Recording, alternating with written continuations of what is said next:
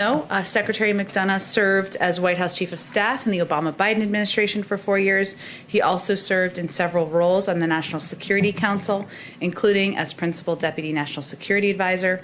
Throughout his service at the White House, Secretary McDonough helped lead the Obama-Biden administration's work on behalf of military, families, and veterans. He has a busy schedule, as all of our cabinet members do, but he has kindly agreed to also take a couple of questions after he speaks, and I will, as always, be the bad cop. Come on up. Jen, thanks so much. It's a total joy to be working with you, as it always is. And good afternoon to everybody here. It's nice to see some old friendly faces. I want to obviously thank Jen for inviting me today to speak about the importance of the American Rescue Plan, particularly as it relates to its support to the VA to provide quality care to our veterans, especially during the very challenging pandemic. Like other hardworking Americans, veterans have been severely impacted by the coronavirus pandemic. Countless veterans have lost jobs, closed businesses, homeschooled their own children, and faced uncertain prospects while our nation grappled with the pandemic. And like the rest of the country, many veterans were directly affected by the deadly virus, with more than 230,000 veterans in our care infected by it, and sadly, 10,605 dying from the disease. At the VA, we've risen to the challenge of combating this deadly pandemic. Our integrated healthcare system, the largest in the nation, has been running nonstop since the start of the pandemic to provide much-needed care to infected veterans and vaccines to those most at risk. To date, more than 1.4 million veterans have been vaccinated, with more than half of them having gotten both vaccines. And we're making sure that equity is at the forefront of where and how we distribute vaccines. At the same time, we continue to deliver routine care while mitigating the spread of infection. VA is leading the country in standardizing the use of telehealth for routine doctor visits. We're partnering with community and service organizations so that vets do not forego checkups because of broadband limitations. Last year, for example, in March, VA averaged approximately 2,500 telehealth visits a day. Last month, February, we averaged nearly 45,000 such visits a day. As you can see, this is a major increase, and we need the funding in the ARP to sustain this op-tempo for our veterans so we can continue to push through the pandemic. Lastly, before getting into a little bit more detail on the health situation, the Veterans Benefits Administration continues to help veterans cope with the economic impact of the pandemic, from helping veterans avoid eviction and foreclosure to making sure that veterans can continue to rely on their GI Bill to pay for tuition. We make sure that VA can continue to adapt to these challenging times, and the President's American Rescue Plan will do just that.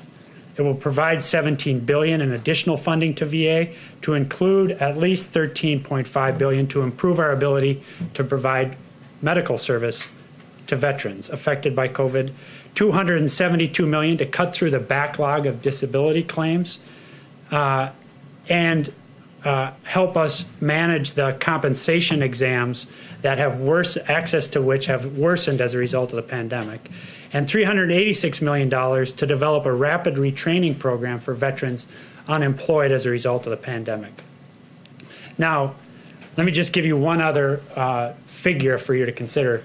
Since the start of the pandemic, 19 million appointments have been changed, canceled, or deferred as a result of the pandemic, 19 million. What we believe is, obviously, we've been able to compensate for those through the telehealth platforms, but not for all of them. And as a result of deferred care, which we're actually seeing across the healthcare system, not just in VA, we're going to see increased cost. And the ARP is critical to our ability to make sure that we can keep up with those demands of the increased cost. So our department remains fully committed, obviously, to fulfilling the sacred obligation that President Biden has made clear we have to those who serve in uniform. The rescue plan helps us deliver on that promise, especially in this unanticipated and significant time of crisis. We urge the Senate to pass the much-needed plan as soon as possible, and I thank you again, Jen, for the opportunity to be here with you. All right. Go ahead, Jeff. Secretary, can you explain how veterans should go about looking as to where to sign up for vaccination? Should they be going to the VA or should they be going to their states and localities? It's certainly been one of the trickiest parts of the vaccination process to figure out information on that. Yeah, so I want to start by telling that I think what is a very positive story. Oftentimes you don't, at least we've not in the past been focused on good news stories about our scheduling process. Our scheduling process is actually working pretty well. And so the first answer, Jeff, is those veterans in our care, currently in the 75 and older and 65 and older, who are our particular focus at the moment, should be hearing from our schedulers. And our schedulers are in contact with them. And if you just take an example of the VA here in DC, they're moving through on some days, something like 80 veterans vaccinated in an hour. Now, that's obviously because of the vaccinators, it's because of the pharmacists, it's because of the nurses, but it's also because of the schedulers. And they're doing an amazing bit of work. So the first thing is they should be hearing from our schedulers. The second thing is we have a bunch of information on our website at va.gov, including how to get access to opportunities. And then we're working also with VSO partners and directly with veterans through even my office, whom we're hearing from, to make sure that they have the most recent information. Are there examples of frustrations? Absolutely. But we're staying, obviously, on top of this, Jeff, trying to be as transparent as possible. And in the first instance, reaching veterans directly to schedule them. Are there examples of overlap, too, where veterans are maybe going to the VA but also hearing from their local or going to their state or local facilities as well? Definitely. And many of our veterans are obviously, this is the beauty of the integrated system, which is we provide care across the range of services. And so many of our, the over 6 million vets who are with us, rely on us for care across the board, are very sophisticated consumers of care. But then we have up to 9 million who are enrolled in the VA system, and they have choices, and we're seeing them make choices. But again, we are trying to be as affirmative and on the front foot as we can be so that we're providing that kind of information. I guess what I'm getting at, and sorry to ask one more, isn't there some inefficiency there that would be a problem? Like if veterans just knew we can get our shots from the VA, that will clear space at these other facilities for other people, and it would ideally give them priority at the VA. Yeah, and I guess my answer isn't that there's not overlap and that there's not competition. There obviously is. But I think what we are seeing, Jeff, is that we are very efficiently moving veterans who qualify through the system, and we're hearing very positive feedback on that. There inevitably is going to be some overlap, and that's what we're trying to get ahead of with forward contacting and also providing information as clearly as we can about dates and times for vaccinations, how those clinics are going to function, but also not have it just be a jump ball, actually have it be scheduled so we can efficiently get vets through the system. Thank you. Thank you, Mr. Secretary. Can you talk about what the biggest challenges are in getting as many veterans vaccinated as possible? And secondly, is a part of that hesitancy at all? Because I know Pentagon officials have said about a third of troops have not opted to get the vaccine. Yeah. So what are the challenges, and does that include hesitancy? Well, the biggest challenge is supply, and that's why we really need the American Rescue Plan. You've heard the president say this. You've heard Jeff Zients say this. You've heard Jen say this. We have more demand right now than there is supply, and that's notwithstanding the fact that the COVID coordinator, the president, have really cranked up supply week on week, including with these several innovative actions even over the last several days with Johnson & Johnson and enhancing the manufacturing capacity. So the big challenge for us is supply. From what I hear from our docs is from the moment we get it, our allotments are in arms within 2 to 3 days. Okay, so I think that's a pretty remarkable throughput. Now, on hesitancy, our lead doc on this testified last week to Congress that, in fact, we're surprised that hesitancy is less than we feared. Now, that doesn't mean that we're not going to confront it. But right now, we're seeing significant demand, that demand outstripping supply, and that demand consistent across categories. In fact, our performance among Black vets, Latino vets, and white vets is pretty consistent, if not outperforming in Black and Latino vets, white vets uptake. Nevertheless, this is going to be a problem going forward, so we're working very closely with our VSOs, very closely with Congress, and then very closely to tell the story of the more than 1.4 million vets who have gotten vaccinated to date. We're talking about what that experience has been, which is overwhelmingly positive. But we need the funding from ARP to get this done. Follow on the supply. Is there a set amount that you're getting every week from the administration, and have you asked Jeff Zients to increase that? There is a process, well-established process that's run through the interagency. So we get our allotment every week out of that process. We then channel it out to what we call our VISNs, which are our regional setups across the country, based on their population of the target populations. So we have a very straightforward, transparent process by which we get our allotment and dish it out. Now, I think the question over time is, we're trying to demonstrate at VA that we're very efficient at moving it through, in the hopes that as there's extra, that it comes our way.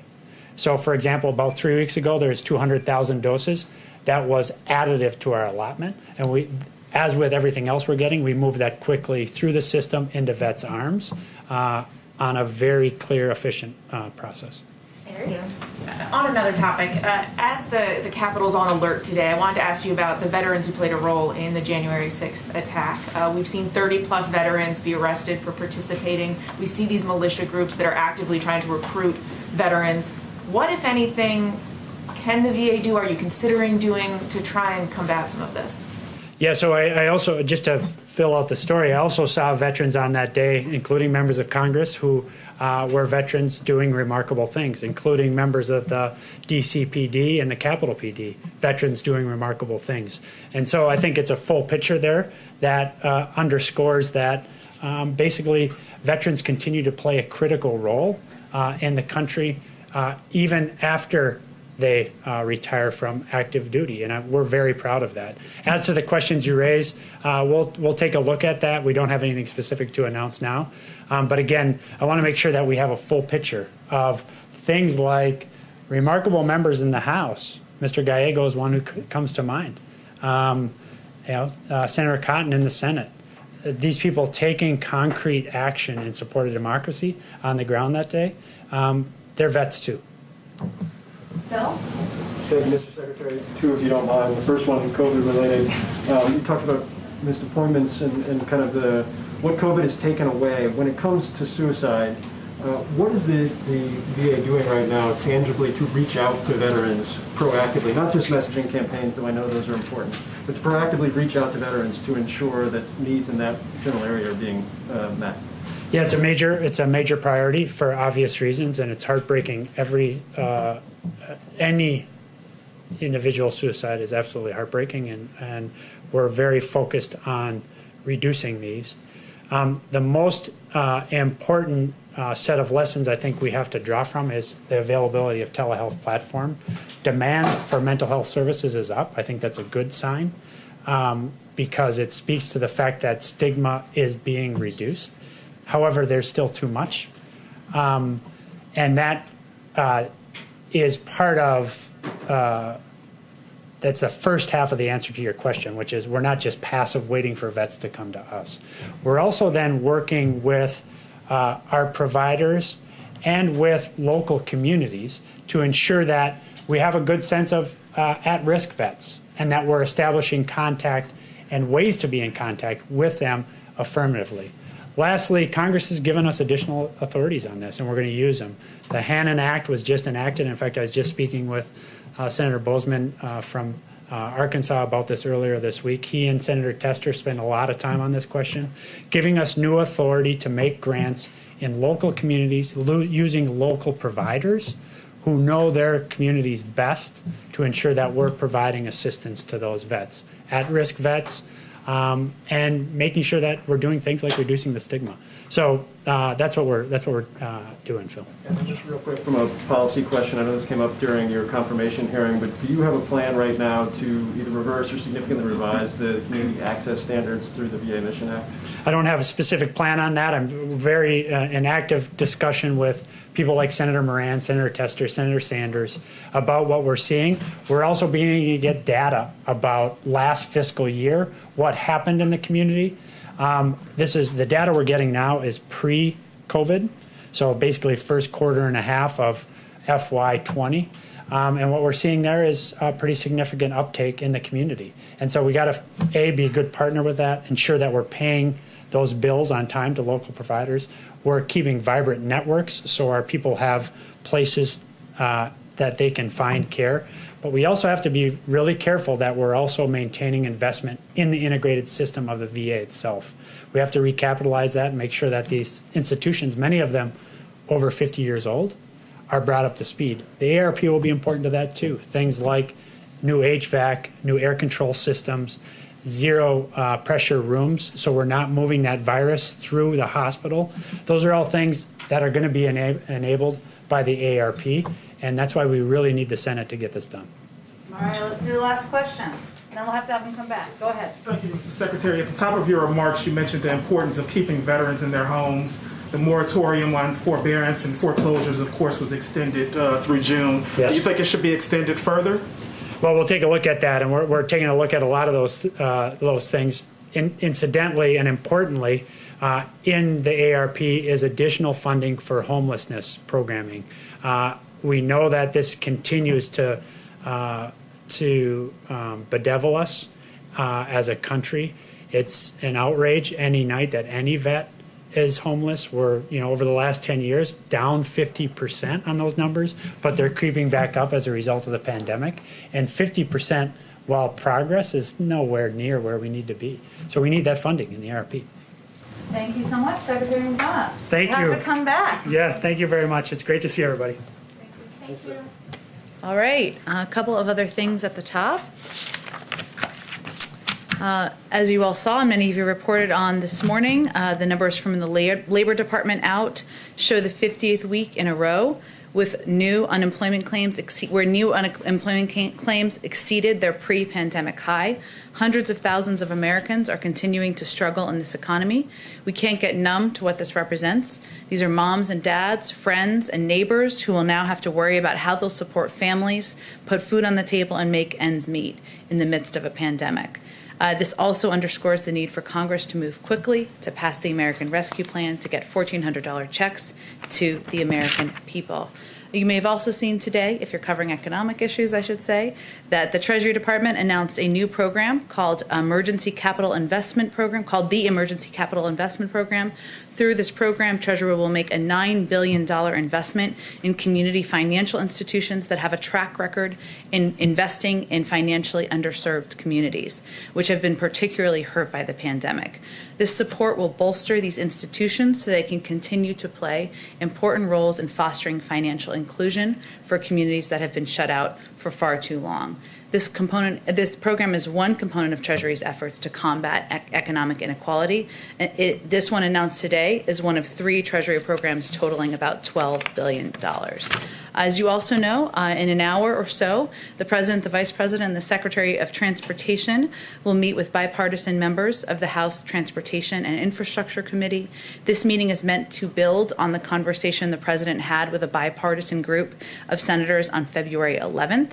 Investing in our nation's infrastructure is a top priority for the President, something he's talked about as a part of his Build Back Better agenda, also back to when he was Vice President, serving in the last Democratic administration. He believes we have to rebuild our crumbling roads and bridges, improve our communities, and create good union jobs for Americans. Chris also tells me he'll get Secretary Buttigieg here to talk to all of you, so we're relying on him for that. One last piece, I can't remember who it was, but somebody in here asked about Mississippi and the water situation on the ground in Mississippi. So as I mentioned we followed up with our FEMA team. We're, of course, continuing to closely monitor the situation in Jackson, Mississippi. We're not currently tracking any requests for federal assistance through FEMA from the governor, which is how, of course, that process works as it relates to Jackson. The Mississippi State National Guard has numerous water distribution sites in place, and the federal government, including the EPA, remains in close touch with the governor and mayor to offer support. Alex, why don't you kick us off? Sure. Thanks, Jen. Two questions. Let's start with international. What is the U.S. doing to help free AP journalist Tin Zin and other journalists detained in Myanmar, including the ongoing crackdown against protesters there? Has there been any outreach to authorities there, and what's been the response? Well, I will say first that the detainment of journalists, the targeting of journalists and dissidents is certainly something that is of great concern to the President, to the Secretary of State, and to every member of our administration. And certainly this issue has been raised the issue broadly is raised in virtually every diplomatic conversation that members of our team have. As you're very familiar with, the situation on the ground in Burma is troubling. We've obviously been working closely with our partners in the region. We've taken sanction steps, as you know, to send a clear message that it's unacceptable. I don't have any diplomatic conversations to update you on. Those would likely happen through the State Department, so I would certainly suggest you reach out to them directly. And then domestically, we've seen a couple of high-profile IG reports out this week about former Trump officials. Does the president believe that inspector generals should continue to investigate and potentially pursue punitive measures against these Trump officials that are no longer in office, or does he think it's time to turn the page? Well, as you know, the Department of Transportation Officer of Inspector General initiated the investigation into the former secretary during the Trump administration and completed the investigation under the leadership of a Trump-appointed Inspector General. The Inspector Generals across agencies are independent for a reason, and we certainly respect their role in moving forward or seeing those investigations through as they see fit. Go ahead, Mary. The governor of Mississippi has responded to the president's comments yesterday, and he seems to have taken offense at some of the president's language. He says Mississippians don't need handlers. I just think we should trust Americans and not insult them. He's making an argument that this is really about personal liberty here. Does the president have any second thoughts about the language that he used yesterday, and how does comparing someone to a Neanderthal help convince them to change course and get on board with your public health message? The behavior of a Neanderthal, just to be very clear, the behavior of. Look, I think the president, what everybody saw yesterday was a reflection of his frustration and exasperation, which I think many American people have, that for almost a year now, people across the country have sacrificed. And many times they haven't had information they need from the federal government. They haven't had access to a greater understanding of what the public health guidelines should look like. And those include many, many people in Mississippi, in Texas, in Ohio, Florida, in every state across the country.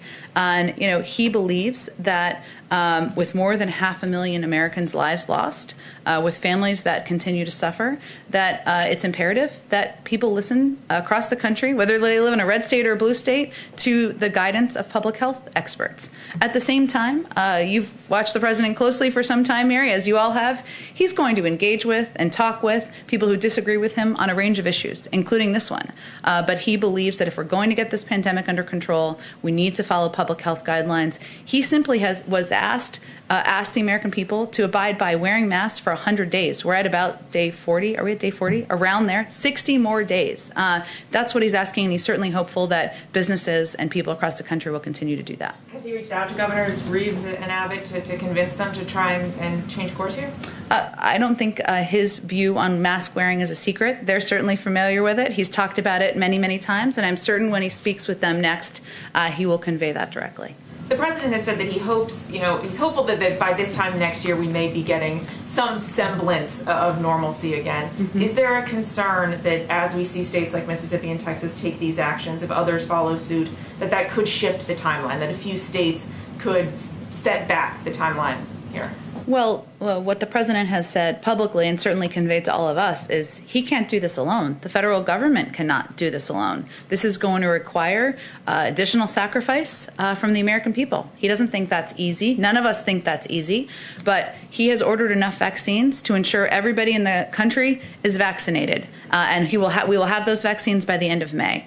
But it will require ongoing social distancing, ongoing mask wearing, as we've been talking about, and it will also require the American people getting the vaccine. He can't force individuals to do that. So he can just project the recommendations of public health officials. He can take steps, as he has over the last couple of days, to ensure that communities are prioritized who are playing key roles in society. But he can't do it on behalf of the public, and it is going to require the public to play an important and vital role here, too. Just one question on vaccines. The president has been pretty critical of the prior administration's handling of this pandemic, saying you inherited a mess here. But when it comes to vaccinations, you are following some of the same playbook here. So does the prior administration deserve some credit for laying the groundwork? Which ones are we following? Well, for instance, former Trump HHS Assistant Secretary Admiral Brett Giroir has said that you're following 99% of the playbook they created on vaccines. He has said that the prior administration deserves more credit here for at least getting the ball rolling on some of these. I don't think anyone deserves credit when 500,000 people in the country have died of this pandemic. So what our focus is on, and when the president's focus is on when he came into office just over a month ago, was ensuring that we had enough vaccines. We are going to have them now. We had enough vaccinators and we had enough vaccine locations to get this pandemic under control. There's no question, and all data points to the fact that there were not enough of any of those things when he took office.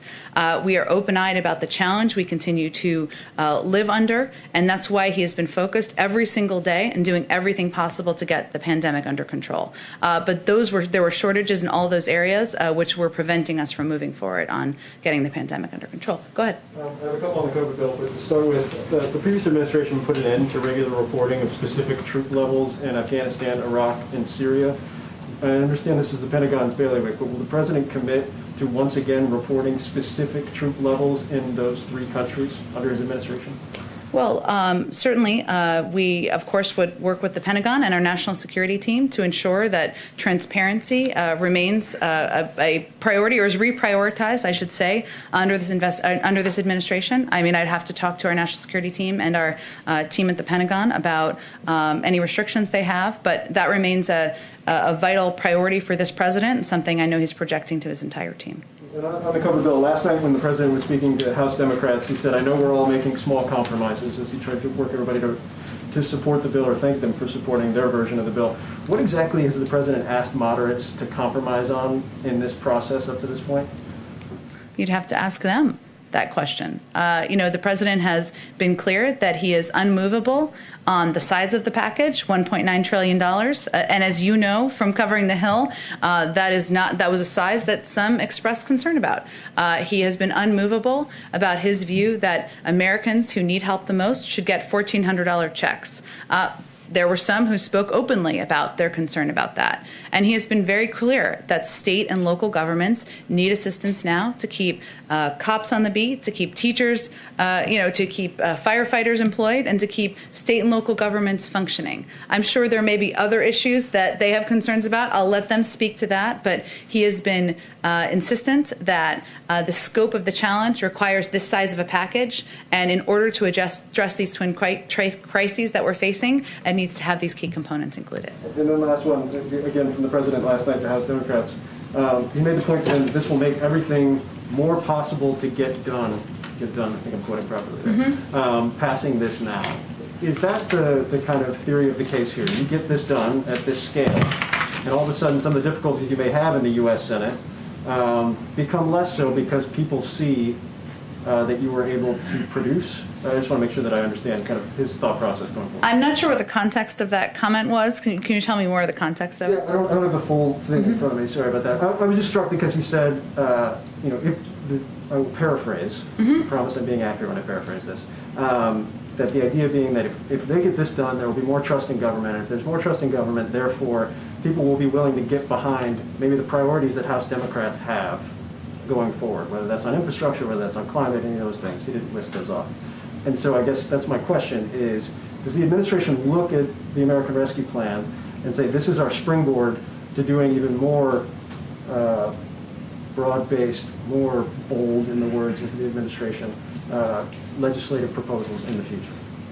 We don't look at it through as political legislative of a lens as you just outlined, but I will say that the president came into office knowing that getting the pandemic under control, helping address and put people back to work, the millions and millions of Americans who are struggling to make ends meet, the 1 in 7 American families that can't put food on the table, that he knew that those would be his top 2 priorities, his top 1, 2, 3, 4, pandemic, economic recovery, pandemic, economic recovery. And that is what this package is meant to help address. And what I've heard him say, and this sounds consistent with that, while I don't know the full context of this, is that of course he wants to build his agenda beyond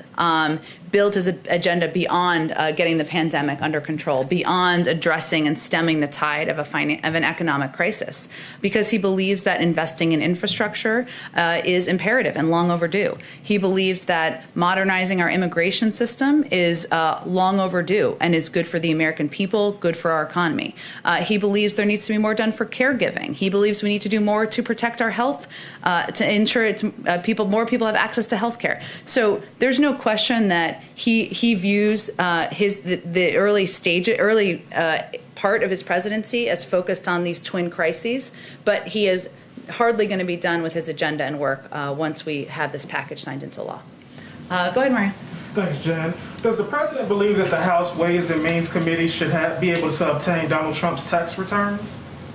We certainly leave that up to them. The president spoke about this on the campaign trail, but his focus at this point is not looking backward at the former guy, as he has called him in the past. But yesterday, the Treasury and the administration at large asked for more time on how to respond to the subpoena. He won't weigh in on that, the president? We'll leave it to the Treasury Department and Department of Justice, and our focus is on getting relief to the American people, on getting the pandemic under control. That's keeping us pretty busy, so we'll leave that work to others in the federal government and in Congress. Go ahead. One more, if I can, economic base. Sure.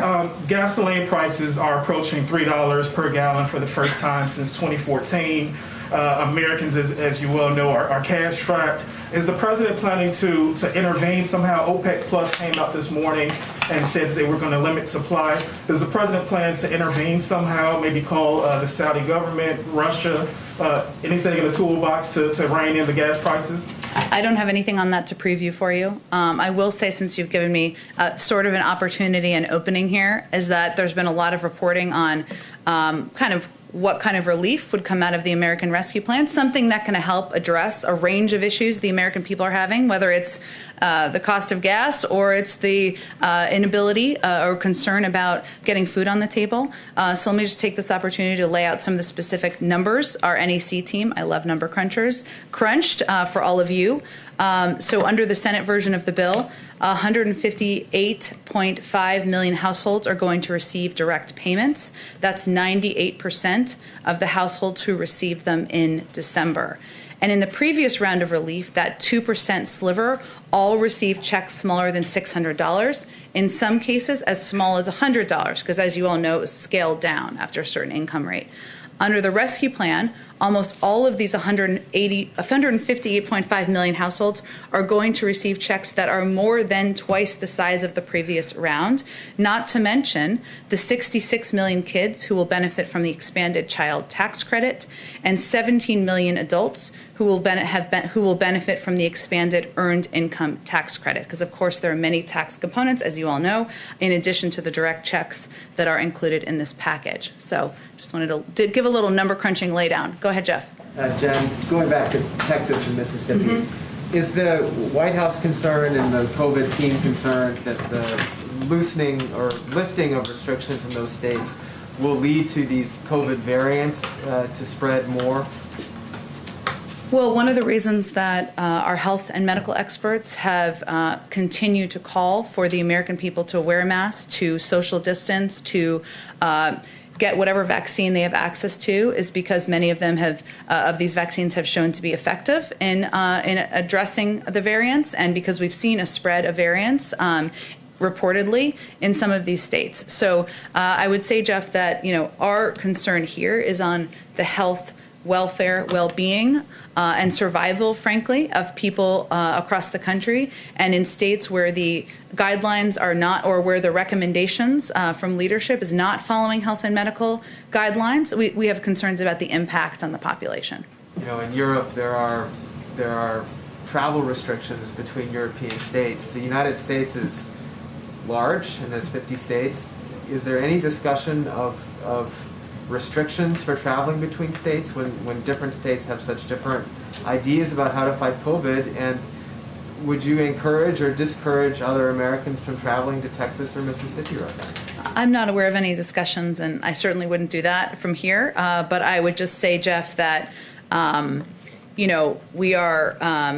we are going to continue to use every method of the bully pulpit at our disposal to convey directly to people living across the country, including in many of these states, that mask wearing, social distancing, getting access to the vaccine is the path to go back to normal. And that is how we are going to get it done, and how the American people can return to, believe me, I'd love to take my kids to birthday parties and to parks and to go to a restaurant. I haven't been to one in a year. We all want that. This is the pathway to do that. And that's what we'll continue to convey. Go ahead. One more quick one on another topic. I'm sorry. The Capitol is on high alert today because of the potential of an attack related to a conspiracy theory about this date. Is the White House taking any additional security measures, and can you share any intel or readout about what you know about the threat? Well, let me first say, Jeff, that on the specifics of today's threats, the FBI and DHS have warned that the threat from domestic violent extremism, particularly racially motivated and anti-government extremists, did not begin or end on January 6th. And we have been vigilant day in and day out. Our national security and homeland security team has been since then, in part because we are witnessing a years-long trend of false narratives fueling violence, and the current heightened security environment in the national capital region writ large is an illustration of that. I'm not going to outline any security steps from here at any point in time, but I can say that our team is, of course, our team, the president personally remains deeply engaged in tracking these threats and receiving regular updates, as he does from his team, about threats, of course, but about incidents happening across the country. It's something he is personally engaged in. It's reflected in the comprehensive review he ordered in his first week of the job. He's also a diligent and eager consumer of intelligence, and as you'd expect, appropriate elements of the intelligence community and law enforcement are providing a steady pace of information and analysis on a regular basis on domestic violent extremism in the country. Go ahead. Thank you, Jen. As more people are getting vaccinated every day, there's still a lack of clarity about what they should and shouldn't do. Mm-hmm. And we have reported that the CDC guidance for them was supposed to be released today, but that's no longer happening. Do you have any guidance about why not, and when Americans should expect to see recommendations?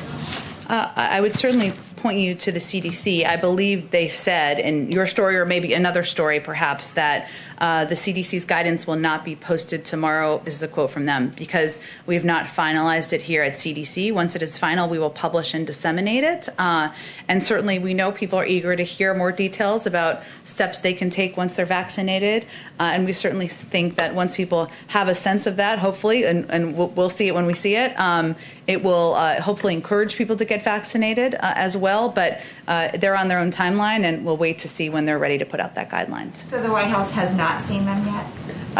I'm not aware of the White House reviewing the guidelines, no.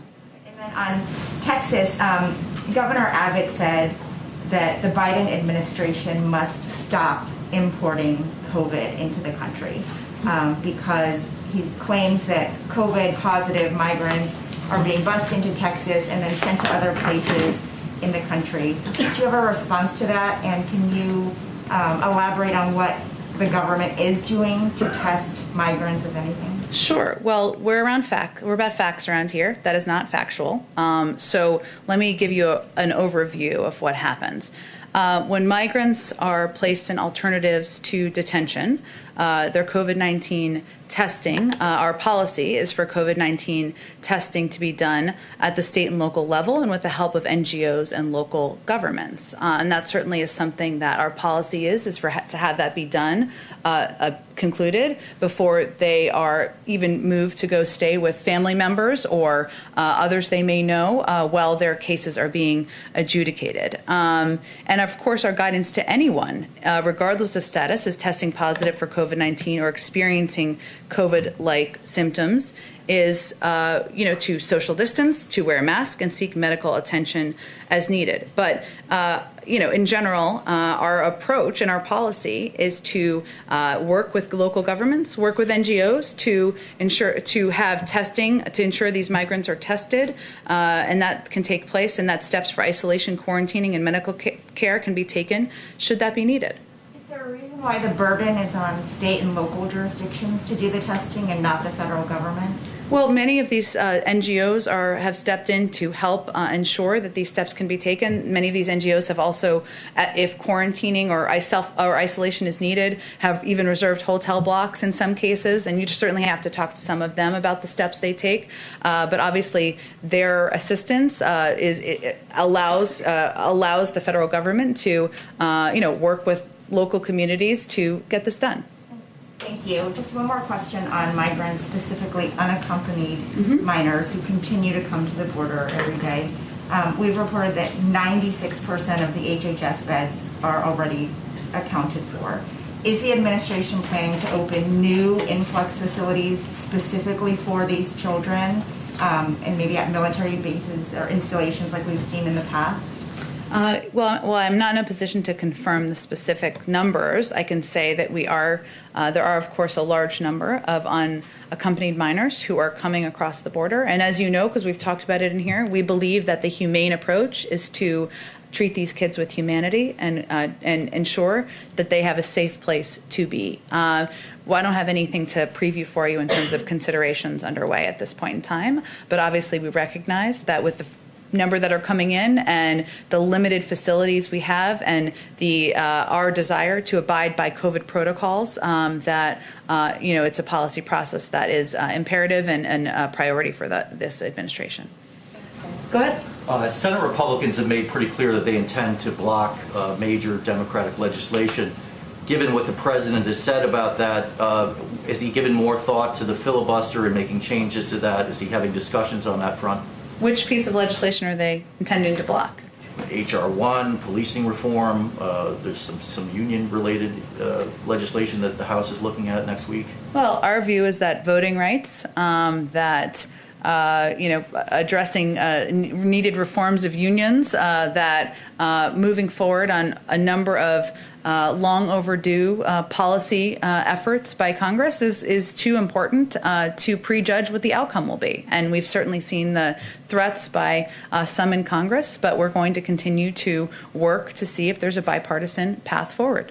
So he is not considering looking at the filibuster, pressing his Senate colleagues? His policy has not changed. His on that issue, he believes that there is a path forward to work with Democrats and Republicans to get business done for the American people, and he'll continue to make that case. And secondly, why hasn't the president signed the paperwork to lift raise the refugee cap? The State Department has been booking flights, but has since canceled those.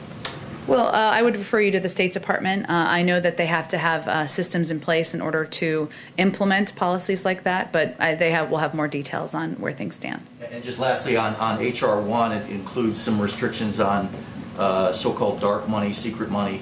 The president, his allies have just formed an outside group. Will he instruct them to make those donors to that group public rather than keeping them secret? Well, I'm not sure he's in the position to instruct them. That's not the relationship we have, but he certainly can.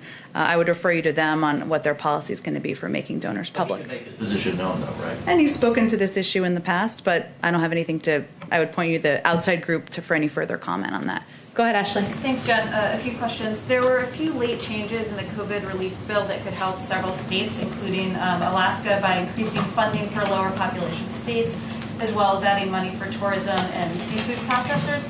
Did President Biden sign off on these changes personally, and was this aimed at all at getting Senator Murkowski to support the bill? I would say the majority of negotiations at this point are between senators themselves in Congress, and that's where the discussions are. Of course, the president is engaged with members, as you know, who are here sometimes in the Oval Office, who he talks to on the phone. But I'm not going to outline any more particulars for you, other than the majority of negotiation is between senators in Congress. Schools, we know the administration's goal for the first 100 days. Can you talk a little bit about what the public should expect for the fall when the new school year will start, what the goal is and what the reasonable expectation should be? Well, we don't have new goals to outline, but I would tell you that now that we have a Secretary of Education in place, his number one priority is ensuring schools are open, that they're open 5 days a week, that schools have the information they need to put in place the mitigation steps. Obviously, we need the money from the American Rescue Plan to get that done in certain communities, but our objective is for schools to certainly be open. But is it fair, is it a reasonable expectation for parents and families to expect that kids will be back in what we think of as a more traditional classroom setting 5 days a week for the next grade in the fall? Well, that certainly is our hope and our objective, but the Secretary of Education is going to be leading this effort. He's going to have a summit he's announced. He's going to be working closely to help school districts work with them to implement these guidelines that have been put out by the CDC, and so I expect he'll have more to say on it. And lastly, how quickly does President Biden plan to move to name a replacement for Neera Tanden? I don't expect to have an announcement this week. Beyond that, I don't have anything to preview for you. I would say our focus right now is on getting the nearly half a dozen cabinet nominees, including our nominee to be the Attorney General of the United States, through Congress, because those are essential roles we need to have in place leading these departments. As you know, he's nominated an incredibly qualified and well-respected woman, Shalanda Young, to be the deputy at OMB, and we're certainly hopeful Congress will move forward on that, and then she would be in a place to be the acting head while we go through the process of nominating a replacement for Neera. Go ahead. On the border, is the White House or the administration planning to ask FEMA to assist with the influx of children coming across the border? And if so, does that mean that you consider it an actual genuine emergency? Well, I would say that that's probably a question for the Department of Homeland Security, who obviously oversees that, and the Department of Health and Human Services, who oversees the facilities and the shelters where these kids are. Certainly, one of our concerns is that there is, as we were talking about earlier, an influx of kids at a rate and a pace that is going to require us to, make considerations about where we're going to safely house them, and that is something that is under discussion in the administration, but I don't have any. I would just send you to them, who oversee the Department of Homeland Security, oversees the process. And in the current stimulus proposal, the child tax credit is expanded temporarily from $2,000 to $3,000. Would the president support making that expansion permanent, or any of the other temporary expansions in the bill permanent? Well, the president is interested in exploring options for making the child tax credit permanent as part of the Build Back Better agenda. He's been heartened to see bipartisan support for ideas like this, including from Republicans like Senator Romney. But we'll have more to say about all of that once we get the rescue plan passed. And just one more. The president has traveled back to Wilmington a couple of times since taking office. The CDC does still urge people not to travel for personal reasons. Obviously, presidential travel is very different than commercial travel, but should the president be doing more to set an example about personal travel during the pandemic? Well, the president lives in Wilmington. It's his home. That's where he's lived for many, many years. And as you know, as any president of the United States does, he takes a private airplane called Air Force One to travel there. That is, of course, a unique from most Americans, but I think most Americans would also see that as a unique circumstance. Go ahead. Thank you, Jen. So a group of 9/11 families sent a letter to President Biden this week, and they're asking that he declassify FBI documents that talk about the Saudi link to the September 11th terror attacks. Would this be something that President Biden would consider? I would send you the Department of Justice. And then another question. 4 years ago this week, President Trump announced that he was going to donate the first quarter of his salary basically back to the government. Wondering, obviously realizing very different financial circumstances, but we don't know. We haven't seen his tax returns. That is true. We're not sure. But will the president consider donating a portion of his salary either back to the government or to a charity of his choice? I'm happy to talk to him about that and get back to you directly, or others who are interested. Go ahead in the back. Hi, Suzanne Lynch from the Irish Times. Just a bit of a change of tack. Given we're in March and less than 2 weeks away from St. Patrick's Day, I was wondering, what are the White House plans to mark St. Patrick's Day? We do know that the President Biden, is very proud of his Irish heritage, and just wanted to know, do you have any update on the plans for that? I don't have an update on the specific plans, but the President has a special place in his heart for the Irish, as do I, and I expect certainly we'll have more details to share in the coming soon, given, as you said, it's 2 weeks away. Of course, any recognition of St. Patrick's Day would look different from past years, but we will certainly mark the day, and we'll have more to say on it as we get closer. And just a second question on trade. This morning, the Biden administration suspended tariffs on UK exports as part of the Boeing Airbus ongoing dispute. But also on the on this area today, there are continuing tensions around Brexit in Northern Ireland, and the UK has been accused of reneging on international law for the second time over a delay in imposing checks between Northern Ireland and Great Britain. Just those two aspects, in terms of a UK-US trade deal, where do things stand now at the administration? Is a UK-US trade deal a priority for this administration?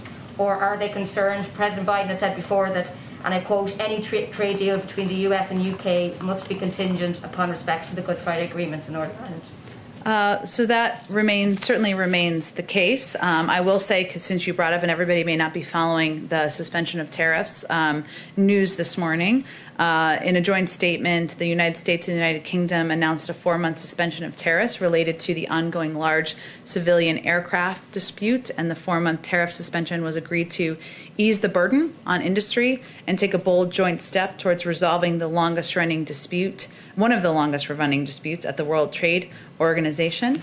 And certainly President Biden has been unequivocal, I should say, in his support for the Good Friday Agreement. This agreement has been the bedrock of peace, stability, and prosperity for all the people of Northern Ireland. We are also welcome cooperation between our British and Irish partners on the Northern Irish Protocol and the recent strong statements on these governments' full commitment to the Good Friday Agreement. The final one on the Boeing dispute. The fact that the UK has moved to suspend these tariffs on UK exports, is this a sign that the US is prepared to reach some kind of negotiated settlement with the EU on the tariffs on this very long-running disagreement over Boeing and Airbus? I don't have anything to preview for you on that. This is just, of course, an announcement made this morning. It was meant to de-escalate the issue and create space for a negotiated settlement to the Airbus and Boeing disputes. But in terms of additional steps, I don't have anything to preview for you. Go ahead. Thank you, Jen. You mentioned earlier on masks. You referenced the president's frustration and exasperation with people who are not following the science. It would appear that notwithstanding, there are still millions of Americans out there who are not following the science, certainly in places like Texas, Mississippi, South Carolina, and other places. So I'm wondering, why doesn't the president consider ratcheting up his rhetoric beyond Neanderthal and personalizing his concern? Why doesn't he think about saying, folks, here's the deal. If you don't wear your mask, people are going to die because of you. That would certainly get people's attention. Well noted. I will say the president has been clear that if people wear masks for 100 days, 60,000 lives could be saved. And he has been clear. He did a whole PSA during the Super Bowl about it, about the benefit and impact of mask wearing. He also, though, does not believe that people of any state or any American should be hurt by the guidance of their leadership. And so that's why he's spoken directly to the American people. We all have, or we all are trying to, about the impact of mask wearing, of social distancing, and of taking the vaccine when people can have access to it. Go ahead in the back. To the EU and China, what does the president expect from the Europeans in terms of confronting China, which he calls a strategic competitor? And how does the president see the EU-China investment deal which they struck shortly before he took office? Well, I will say first that in the president's engagements with leaders in the European Union, which were many of his first and early discussions, the relationship with China and working together in partnership and in lockstep was certainly central to all of those discussions. In terms of the specific trade agreement or negotiations, I guess I should say, that was announced shortly before he took office. I believe we spoke to that at the time. I don't think I have anything new to preview or convey to you about that. Thank you, Jen. Oh, sorry, I didn't get to one person. Sorry, Alex. Go ahead. I appreciate it. Two questions. First of all, wanted to ask about something we're hearing from a lot of Republican senators on some of the nominees at EPA and energy, is the idea that they oppose them not necessarily because of the nominees themselves, but because they believe they'll be taking orders from White House advisors Gina McCarthy, John Kerry. Just wondering if you could respond to that and talk about how the White House envisions their role in relation to the actual Senate-confirmed heads of those agencies. It really depends on the agency. As you well know, some are independent, some are not independent. Obviously, anyone who's a nominee to lead a cabinet agency that is not independent is there in part to deliver on the agenda and the policies of the President of the United States. And they certainly know that when they walk into the jobs. But he also welcomes debate and welcomes proposals and welcomes ideas on how to address the various crises we're facing, including the climate crisis. So it really depends on who you're speaking to or who you're speaking about. I think the president feels confident that his nominees across the board are qualified, they're experienced, they're prepared to do the job, and he's eager to have his team in place and hopeful that the Senate moves forward to confirm the remainder of his nominees. And then if I could also, any White House reaction to Microsoft and this hack that they're talking about, is the president taking any steps, being kept up to date, being briefed on this? I'd have to talk to our cyber team about that and see if there have been any updates or briefings on our end. Go ahead, Ashley. Following up on Shalonda Young, you said that the hope is that she'll be the acting director. She has a ton of support on Capitol Hill from the CDC, from House Democratic leadership. Why has the administration not just gone ahead and nominated her to be the official director? Well, the president thinks so highly of her. He nominated her to be the deputy director of OMB, which is a very senior and significant job and role in the administration. All I was conveying is how the process works. If when the deputy is confirmed, knock on wood, they will then become the acting director. Hence, there is a need and an imperative to move forward on that quickly. I will reserve his space for him making his own decision about who is going to lead the budget department. We certainly know there's lots of support on Capitol Hill, and again, he thinks so highly of her, he nominated her to serve in a senior role. Well, he thinks so highly of her. I guess, why is the obvious next step not just to appoint her to that top position? Well, Ashley, there's a range of individuals in the country who are qualified for the job, so we'll leave him the space and time to make a decision about who he'd like to nominate as a replacement for Neera Tanden. Okay, last one, actually. I'm sorry, we've gone over now. Go ahead. Jen, just a quick follow-up. Did the president directly speak to Alabama Governor Kay Ivey, who's actually said that she's going to extend her? She did, and I meant to raise that. I'm not aware of a direct conversation between them today. Obviously, the president's view and his support for the mask mandate and encouraging people to wear masks, given the advice of his health and medical experts, is well known. It's something he's raised on calls with governors. Our health and COVID team has raised on calls with governors, but I'm not aware of a direct call between them today. Do you know if he's talked to any other Republicans who might be flirting with this idea of opening prematurely? I don't have any other calls to read out for you at this point in time. Thanks so much, everyone.